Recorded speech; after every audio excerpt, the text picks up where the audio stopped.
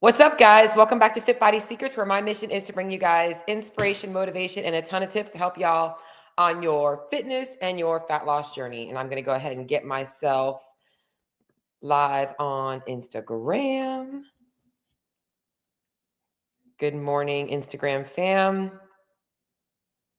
Bear with me as I get everybody synced up here, sipping on my coffee.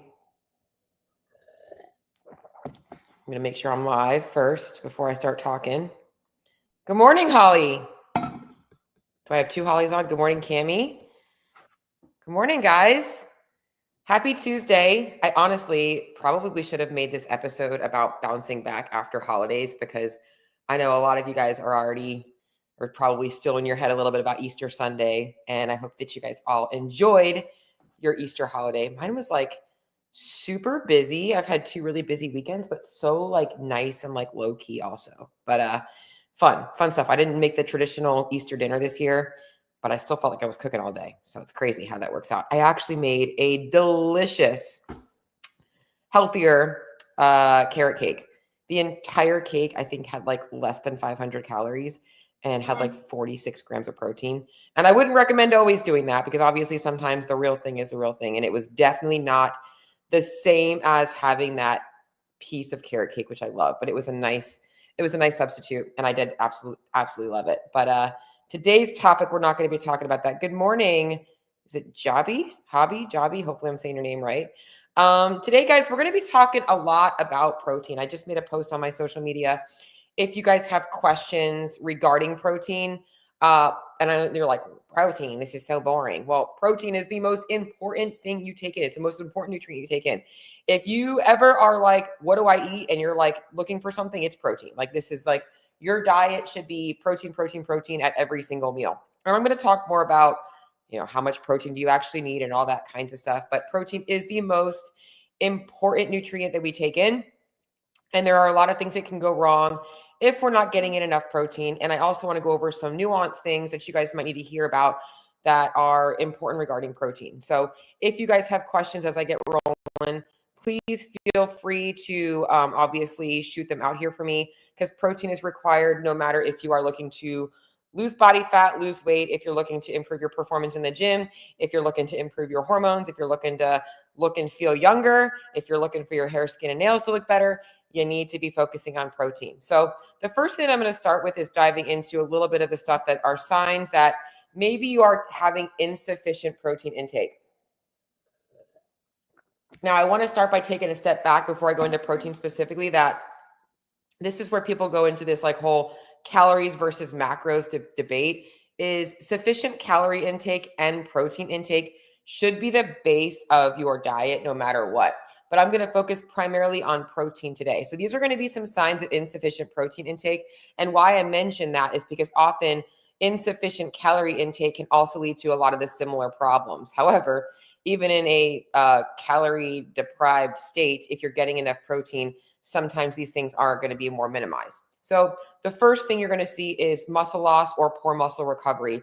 You might feel like you're always sore, you're weaker in workouts. Maybe you're not seeing, any kind of strength gains despite your training hard. Maybe you are easily injured. You're having a hard time recovering from injury. And this is big for a lot of my women in CrossFit who are in the ages of like 35 plus. And you're hitting the gym hard and you're like, man, maybe my body just can't handle this as much anymore. You might be needing enough, making sure that you're getting enough protein to prevent injury for tissue repair. If your protein is low, muscle recovery is going to be slower. Healing is also going to be slower. So even wounds are going to heal slower. If you have a lot of frequent hunger and cravings, especially for things that are high in sugar or high in carbs, protein is obviously usually the solution to this. It is very satiating, and low intake can honestly make you feel chronically like you're just not ever satisfied with your meal. So if you have like a few Cheez-Its, you're like, oh, I could eat like, 2 bags of those and still not feel full. Whereas if you added some protein to that, you might actually feel more satiated. A big one, and people are all going down the rabbit holes of supplements, is things like thinning hair, brittle nails, and skin issues. Even those of you guys are like, man, maybe I should start taking collagen. Why collagen? It is a protein. Sometimes just sufficient protein intake can be way cheaper and also give you the same benefits. So protein does help your body maintain healthy skin, hair, and nails. And this is typically where you're going to see the biggest deficiency. We'll see this often also in extreme calorie changes. So if you've drastically dropped your calories or lost a lot of weight really quickly, you will sometimes see a thinning in your hair, changes in your nails and your skin. A big one, which people don't even recognize, is your immune system becomes weaker. You're more prone to injury and illness, frequent colds. Protein does support your immune cell function and production. So if you're not getting in enough protein, you will see that your immune system can be compromised. And another big one is mood changes and brain fog. Guys, amino acids are the precursors to neurotransmitters, those things like serotonin and dopamine, which are going to help make you feel good, help you be more focused, and help you with mood and cognition throughout the day. So those are some signs that you might not be getting enough protein. And it's why it's so important. I'm a big believer in food tracking. People are always like, oh, food tracking is this one like extra step or whatever. It's like time consuming. Like, well, if you're dealing with all this shit on a regular basis, tracking to make sure you're getting enough protein, and there's ways to do it without tracking it, but making sure that you're getting enough protein is possibly going to remove all of this crap that you've been dealing with. Okay. Some other things that can happen from long-term low protein intake is, I already kind of mentioned the impact on muscle, but like body composition is going to change. So if you all of a sudden like decrease your protein intake, you're going to see that you have less muscle mass, your resting metabolic rate will go down, and you will also have a harder time losing fat. And if you are in a calorie deficit and you're trying to lose weight and you're not focusing on getting enough protein, your body will start to catabolize lean muscle tissue for energy, because muscle tissue is energy sucking. It requires energy to maintain. So without adequate calories, your body will try and get rid of any extra use of calories so that it can maintain those calories for the processes in your body that it needs for survival, like breathing, like, digestion, like heart pumping. Those things are going to be prioritized over making sure that you have enough lean muscle mass. Okay. Other things that can happen from low protein intake, which is also very big for my women over 35, is hormonal disruptions. Cortisol does tend to increase when we have a low protein and stress is high. This is not going to be ideal for you guys looking to, obviously, feel good in your workouts, to have, good body composition, and or to lose body fat. Thyroid hormones tend to downregulate when the body is not getting enough protein or enough calories. And that can be issues. Insulin sensitivity can also decline because you have a lack of lean muscle tissue, and that's going to make it harder for you to actually handle glucose. So a lot of people focus on, oh my God, carbs are the enemy. Sometimes it's like, just get more protein and get more activity in and get more strength training in to build lean muscle mass. I already kind of mentioned this, but you might have where you feel like you're eating, but you're never quite satisfied. And just increasing your protein intake can help regulate your appetite, because it helps regulate things like leptin and ghrelin and PYY. These things are going to be important for you to be able to maintain and sustain a calorie deficit to lose body fat. So I'm going to go into the opposite of this really quickly before I kind of get into today's stuff, which I guess I'm already kind of getting into today's stuff, but I wanted to kind of cover some signs and things like that you might not be getting enough protein. Is you could also get too much protein. All right. And so too much protein isn't necessarily a bad thing. It's not going to cause any, negative side effects on your kidneys and all that. Your body is very resilient. Unless you are predisposed to some kind of a kidney issue, you won't have to worry about excessive protein intake, but it actually is not really very useful. Mm-hmm. And all that happens to excess protein is a process called gluconeogenesis. And what that basically is your body is going to produce or convert excess protein into glucose. So it just becomes sugar. At the end of the day, that's all that happens to extra protein. So you actually have a limit to how much protein you need, but not a limit to how much protein you can ingest. That extra protein just gets converted into usable energy. So it's not going to be that big of a deal. So another main thing about excess protein intake that is really important that I always want to mention is when we talk about fat loss, a high protein diet can be more preferred because protein is the most thermogenic of all three of the macronutrients. And protein doesn't turn to fat as easily as carbs and fats when in a true surplus. There's actually been studies that have shown that people being put in a calorie surplus primarily from protein did not gain any body fat, Whereas they did another study of people that were put in a calorie surplus of higher carbs and fats, and they did increase their body fat because protein requires so much energy for digestion and absorption and conversion and all that kinds of stuff. Okay, so hopefully that gives you guys some things to consider when we're talking about protein intake. Now, I want to get into some of the stuff that I really wanted to talk about today, because if you're hearing all this stuff and you're like, man, maybe I need to work on my protein intake, I want to start by just saying, let's simplify things first and foremost. Like, protein is protein. You can get protein from all of your foods, but I want to talk about some more specific things in terms of the types of protein sources that you guys are using and some considerations that you might have based on your gut health, based on your dietary preferences, based on convenience factors, based on how your body responds to training or the type of training you do. These are the things that are going to be a little bit more nuanced that you guys might not know enough about. And I want to educate you guys on this stuff right now, because you guys have all heard, I got to get my protein. I got to get my protein. You know, you got to get your protein in. So let me give you some more specifics on this stuff today. The first thing that I want to talk about is the amino acid profile of proteins. Okay, so every gram of protein has 4 calories, all right? So our part of our dietary needs are coming from protein. And our proteins get broken down into amino acids. And there are about 20 total amino acids, 9 are essential, and our body cannot make them on our own, okay? A complete protein is going to have all 9 essential amino acids. These are going to be coming from primarily animal-based sources, things like meat, eggs, dairy, whey protein. Those are going to be your main complete protein sources, okay? But there are also incomplete protein sources, which are going to be most of your plant-based protein sources. You can still hit your protein needs with things like rice and beans and lentils and vegetarian-based options like like tempeh and textured vegetable protein, soy. You're going to get, in fact, soy, I believe, is one that actually is a complete and vegan-based protein. But you're going to be able to get protein, but you're not going to get all of those amino acids. Oftentimes, these proteins can be lacking some of those 9 essential amino acids, and it's really important to make sure we are getting a complete dose. So oftentimes, I do have to be a little bit more specific on the types of proteins with my vegan or vegetarian, well, vegetarian not so much, but my vegan-based clients, to ensure that they are getting some of those amino acids that they might be lacking from their diet. Now, of all of your amino acids that you're going to get from protein, leucine is the amino acid that is considered like the MVP, the most valuable player. This is the amino acid that triggers muscle protein synthesis. And this is what you're going to get mostly from those animal-based dairy sources and things like that. So leucine is literally the most important thing for muscle protein synthesis.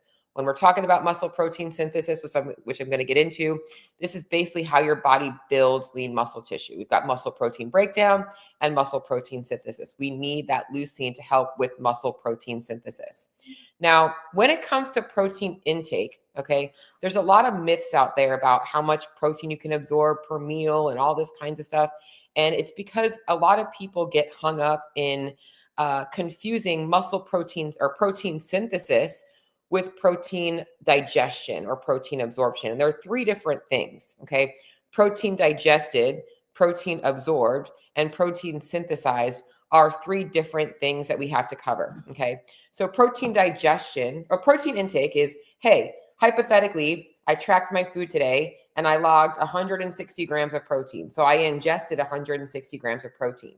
Now, not all of that protein may be absorbed, okay? Because everybody's gut, based on the gut microbiome, stomach acids, digestive enzymes, are going to absorb a different amount of protein from that food. Some of it does not get absorbed.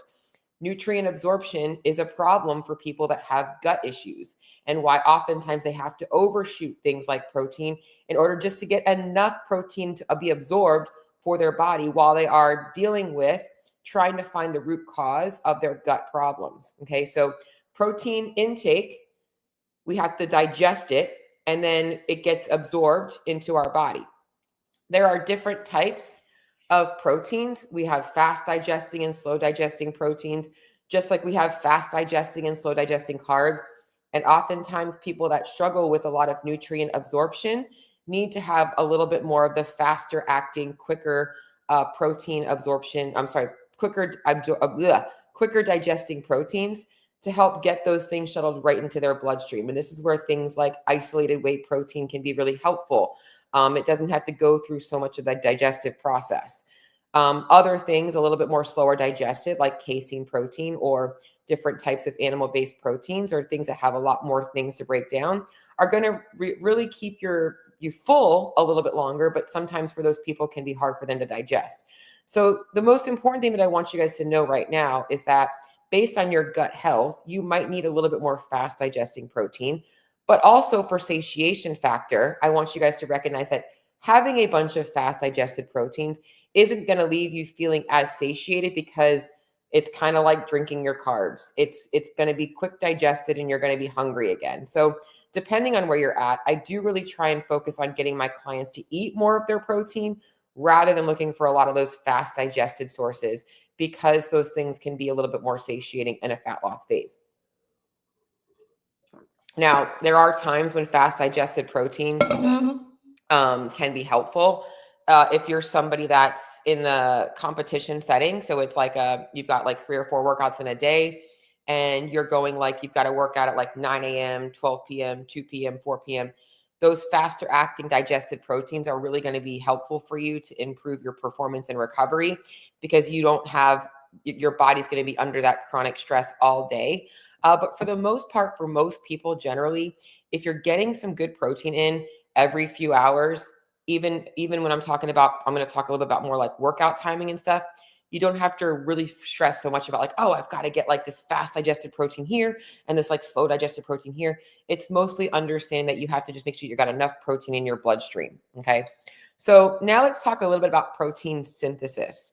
Just because you eat protein doesn't mean your muscles are actually going to use it. Okay. So muscle protein synthesis is a different process. It is the process that we are building muscle tissue.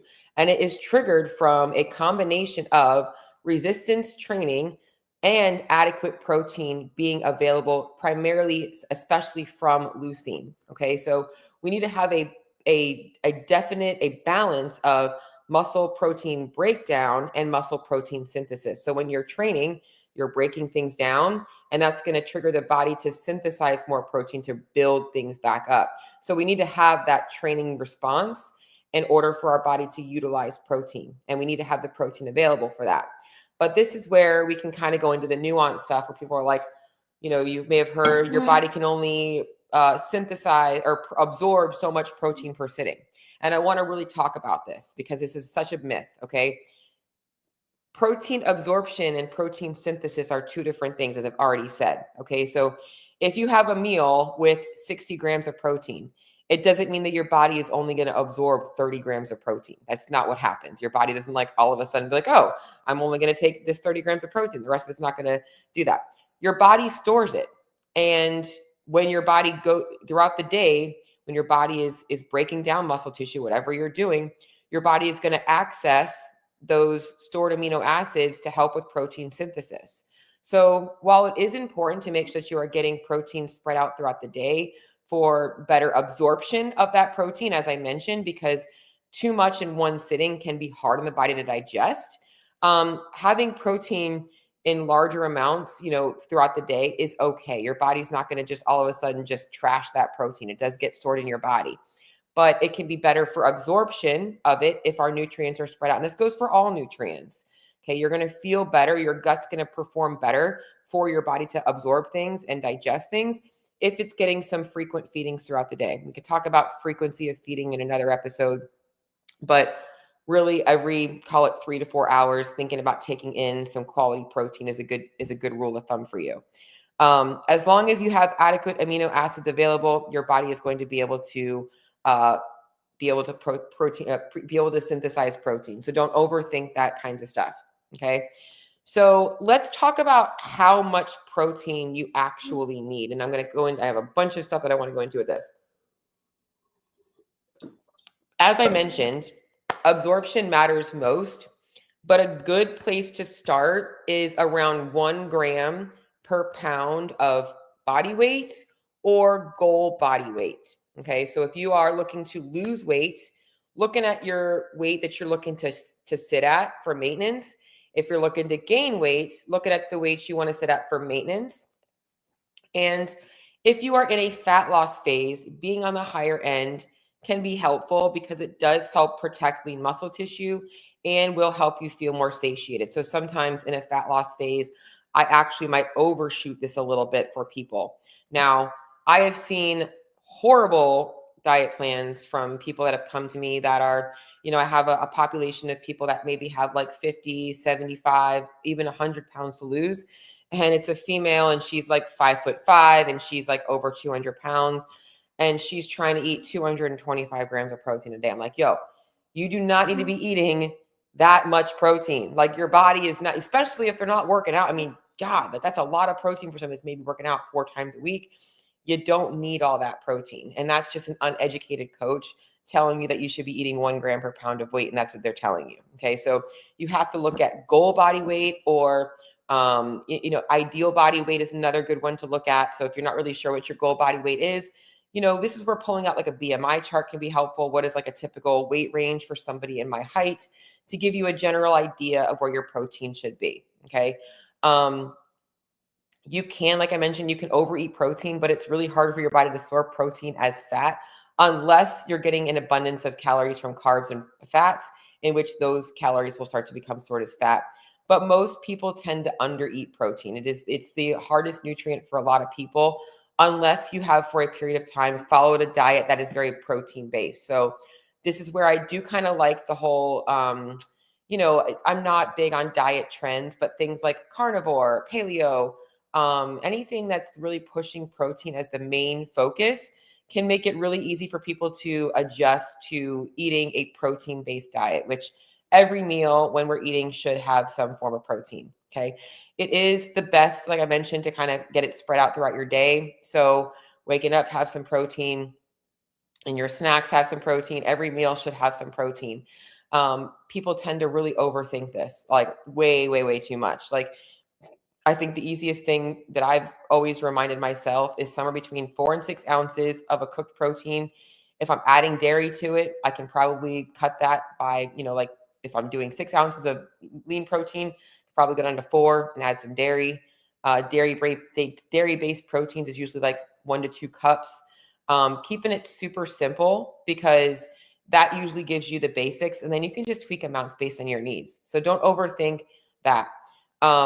Let's talk a little bit about protein timing because this also does play a factor, I think, for a lot of people. And another thing that I think people get a little bit nuanced and geeked out on. I have seen a lot of people pushing the need for like protein pre-workout and protein post-workout. And people are like, oh my God, like I'm going to be muscle wasting if I don't get my protein in within that 45-minute window. What I want to tell you is this, is if you are eating every 3 to 4 hours, you are going to be eating enough protein in your post-workout window because chances are your workout is going to fall somewhere in there. And within 1 to 2 hours of your workouts, you are also eating protein. Now, it is, if you're looking to really optimize because you're like, I want to like nail my protein. Like, so if you're beyond like getting enough protein throughout your day and you're like, I want to do this next thing. If you are prioritizing mostly 20 to 40 grams of protein with some carbs post-workout, you will have a little bit of more of an optimization response because that's just going to be like topping things off. But your overall protein intake for the day is what matters most. So if you're looking to take it to the next level, yes, making sure that you're prioritizing a high protein, easy digested protein in that post-workout window can be very helpful. But for most people, what they need to focus on is that only matters if you're getting enough protein throughout your day. Like that's what matters most. The types of protein, which I already kind of touched on. All right. So like, I honestly, in a fat loss phase, don't push a lot of protein shakes because protein shakes can be very, like, they're not very filling, right? They're like, oh, I just drank this drink and I'm still hungry. Whereas that like 100 or 150 calories could have come from something like Greek yogurt, cottage cheese, maybe make it a protein smoothie, like something a little bit more satiating rather than just like sucking down an 8-ounce, cup of protein shake with water, like, or protein powder and water. It can be helpful for recovery, but in a fat loss phase, I personally think that most people benefit more from eating their protein, unless they are really struggling with getting enough protein.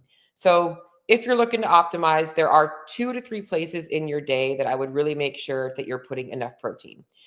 I mentioned just now in that post workout, but more important than that is first thing in the morning and before bed. So, first thing in the morning, you should be starting your day with protein. I don't care what else you do with it, but like get some protein in first day. A lot of people that struggle with fat loss, they're starting their day with carbs, and they're starting their day with carbs and fats. Like it's a granola bar, it's a frappuccino, it's a bagel sandwich, which might have a little bit of protein, but it's more carbs and fats than it is protein. Okay, you should be starting your day with protein first. There's a lot of easy ways to do this. Protein in your coffee, having a protein bar, making a protein smoothie, having a bowl of Greek yogurt with some berries, having some eggs with some egg whites. There's plenty of ways to get protein first, but you should be starting your day off with some form of protein. You should also be ending your night with some protein. Having a high protein snack before bed can help keep you satiated so that you don't wake up from a blood sugar response. It also helps your body with recovery throughout the night, because a lot of people like to talk about fasting, right? What do you think your body is doing all night? Having adequate protein before bed is a great way to ensure that you are having enough protein on board to make sure that your body can, do what it's got to do while you're sleeping, because that's when your body is repairing. That's when your body is changing. All the things you do throughout your day, your body is adapting to at night. So that's why sleep is so important. Also could be a totally another episode. The last thing that I want to talk about is protein quality. And I always want to focus on looking at making sure that we're getting real food first. Okay. So your protein, unless you are vegan, vegetarian, which is still should be coming from mostly natural sources, the majority of your protein should be coming from animal-based sources. And that's why I don't have anything against a vegan-based diet, because I do have vegan clients, but you are going to be at an advantage if you aren't a vegan, because you have access to all of these great, full, complete proteins. And the majority of your proteins should be coming from those things. You also do get proteins, though, from other sources. So, for instance, for me, I'm eating a higher carb diet because I'm an athlete. And so a lot of my carbohydrate sources also have protein in them from the wheat. So like I had 2 English muffins for breakfast. There was 10 grams of protein in those 2 English muffins. Was that a protein source for me? Not directly, but it added another 10 grams of protein to my meal, which already had eggs, egg whites, and low-fat cheese. So it was a way to bump up my protein. So looking at your other sources of carbs and fats as also ways to get protein. And this is where, going back to being vegan or vegetarian, you have to be a little bit smarter about where you're getting your carbs and fats. Vegans and vegetarians, usually when they're looking to prioritize protein, need to build their diet base around a lot of beans, legumes, soy, like tofu, nuts and seeds, peas, those types of things, because that's going to get you quinoa, whole grain pastas that are made with like chickpeas. Those are things that are going to give you lots of protein. Vegetables have a little bit of protein, mushrooms, believe it or not. And then after that stuff is the base of your diet. That's when we want to be looking at adding in some of those faster digested protein sources like protein shakes and protein bars. And the other thing about like adding in those things is that's also where you can look at, if you are trying to eat a healthier diet, finding ways to make, so you're somebody that like loves cookies, or you love cake, or you love ice cream. Making high protein versions of those things can be a way for you to get your protein in, but also get it in a way that actually is enjoyable to you. I don't want your whole diet to be protein bars and protein cookies and protein Ninja Creamies, but having those things throughout your day can make your diet more sustainable while also giving you the protein that you need. So I think that so many people run into this issue of like, they think that when they envision protein, it's just like this piece of, like, all that comes to my mind is this piece of like white chicken breast on my plate with like nothing else, or like this bowl of egg whites with like nothing else, or this can of tuna. It doesn't have to be that way. Getting your protein is really about looking at building your meals protein based. but looking at it in a way that you would actually enjoy it. So examples might be, if you like tacos, rather than having more tortilla and chips and rice and beans, you're thinking, okay, the lean ground beef needs to be the base, and I'm adding these other things as condiments, and I'm going to add the same flavors to that dish, but it's going to be more protein based. If you like pasta, it's like, okay, I'm gonna make sure I'm getting either some shrimp or some chicken or some other kind of protein based source, and I'm going to have some sauce and some cheese, which is more protein, and I'm going to use a pasta that's going to give me a little bit more protein. And I'm getting all of these different proteins while getting the food that I want. That's where it really does help to, I like people to do a little bit of a brain dump on your favorite meals when you're not thinking about protein, not thinking about dieting, because it helps you see, okay, these are the foods I like. How can I make them in ways that are going to get me more protein for less calories? Like, that's really what sustainable diet really is about when we're talking about seeing fat loss. So wanted to kind of cover that. I want to go ahead and open up the floor to any questions on protein. What questions do you guys have about protein? Feel free to shoot me them over. India, I want to lose weight. Good morning, Bruce. Good to see you. Jabi, I'm not sure how to pronounce your name. Hopefully I'm saying that. He says, India, age 22, weight is 98 kilos, which is 98, 180. That would be 186. No, I can't even do it. That's almost 200. Oh, I can't do kilo conversion this early in the morning, can I?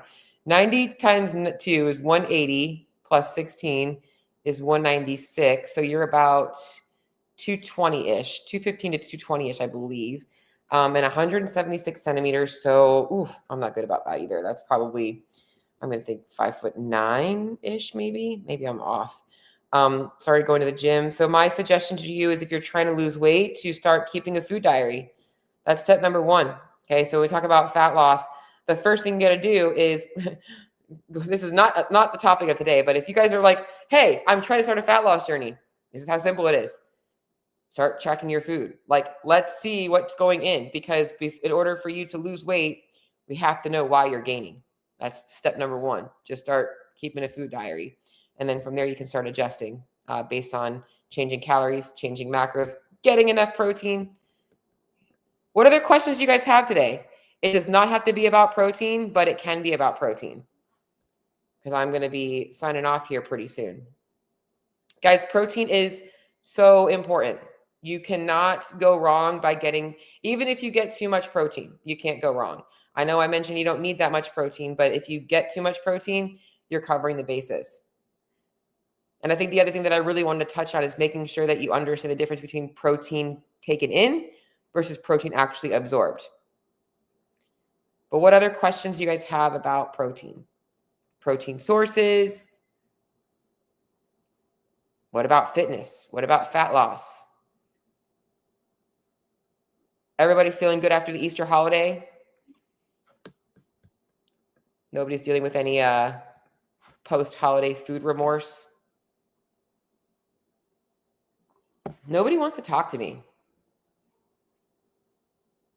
I actually like having conversations with you guys. All right. Well, the last thing that I'm going to talk about is it's April 22nd. I am planning on doing another workshop coming up here in the beginning of May, and I want to gear it towards anti-inflammatory systems. I'll touch on that. I want to gear it towards women over 35 specifically, especially going through things like perimenopause, menopause, hormonal changes. And I'm saying 35 because I know that a lot of people don't experience these changes until around mid 40s. But as somebody that is 39 and has been coaching women in their 40s and 30s and 20s and 50s and 60s, I have a lot of experience seeing when problems arise. And I want to be preventative and proactive and also reactive. And I want to do a workshop kind of talking a little bit about how to deal with some of the hormonal changes for women through aging. And I don't want to title it perimenopause, menopause, because I know that's the big thing that people focus on, but that is going to be a big focus of it. So if you guys are interested in that, it's going to be popping up in early May. Felice has a question. Any anti-inflammatory tips? If you are dealing with inflammation, there's quite a few things that I'm going to look at. The first thing that I'm going to be looking at is your body fat percentage. Why? A lot of people look at diet. They look at diet. They look at stress. They look at, stress is a good one. That's the second thing they look at. But they look at diet. They look at foods, food allergies, food sensitivities, gut stuff. The first thing that I look at is body fat percentage. Why? Because excess body fat is inflammatory in itself. Having excess body fat is an inflammatory process. Not having enough body fat is also going to cause inflammation. So that's the first thing I'm going to look at. And then I'm going to look at lifestyle. So I'm going to look at how much you're sleeping, what your stress levels are like, and then I'm going to look at your diet. So because typically, if a person has high body fat, their diet's also probably shit. So I will look at your diet. And oftentimes people are, once again, going to focus on specific foods. Oh, it's my body has got I can't take in these inflammatory foods. Oftentimes it's looking at overall calories, macronutrient balance, and getting in enough micronutrients. In fact, I made a post about this today. Guys, your diet is not just one or the other. It's not just food quality. It's not just the amounts of foods. It's both things together. It's also food timing. It's also all of the things. But those two things, quality and amounts, are the two things. So I would want to be taking a look at your body fat percentage, your stress levels, your diet history, your stress history. And then I would be looking at your diet from a qualitative perspective and then a quantitative perspective. Those are all the things. Sleep is probably one of the biggest causes of inflammation, but inflammation can also cause poor sleep. So it's kind of like the chicken or the egg scenario. So I would say, Felice, you should probably get an assessment done. If you want to, just hit me a DM. I'll send you over an assessment link and kind of give you some thoughts on what I think you should be focusing on. Because inflammation I was dealing with inflammation and it's subsiding now. I was dealing with a lot of chronic inflammation for a long time, and it was brutal. Like the things that I couldn't do were like, and it wasn't because of my diet. I eat a very good diet. It was because my sleep was crap. My stress levels were too high. So, but those are some of the things I think about. Other questions? That was a good question. Let me see. You might have covered this, but it took me a long time to realize peanut butter nuts are more of this is a good question. I love this.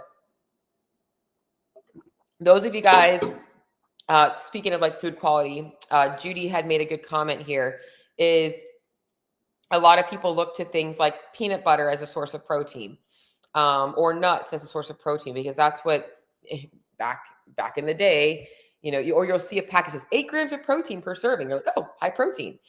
But whenever you're looking for products that say high protein, if the amount of protein in them versus the calories is like, so like if it's got like 200 calories and there's only 10 grams of protein, that means that only 40 of those calories are coming from protein and the other 160 are coming from other sources.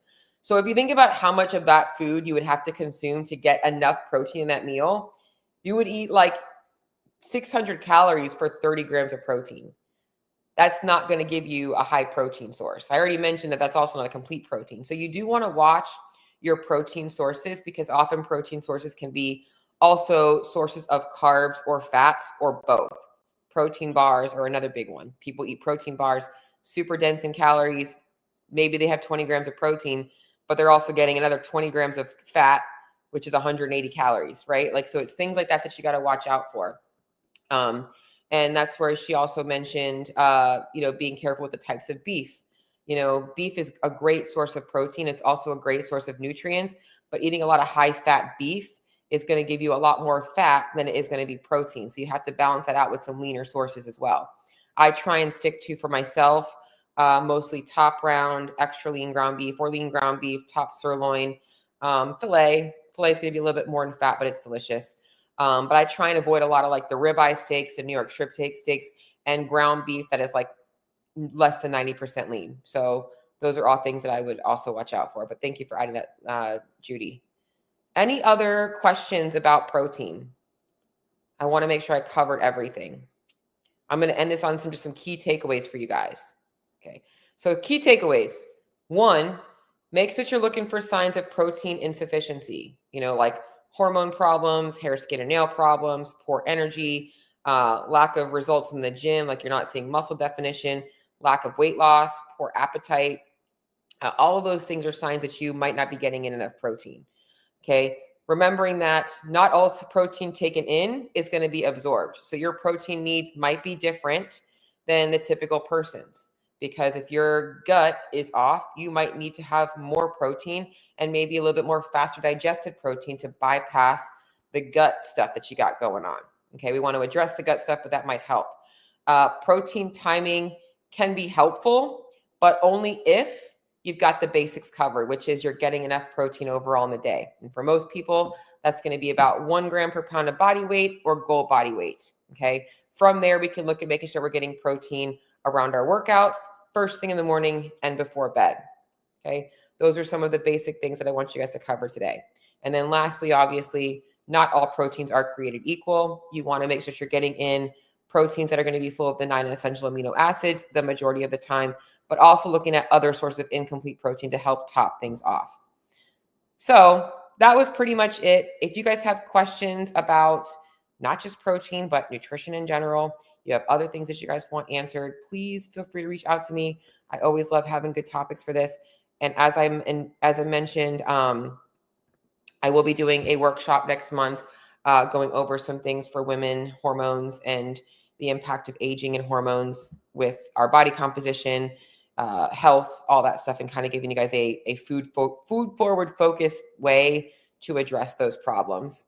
And the last question I see is, what is important in a balanced diet?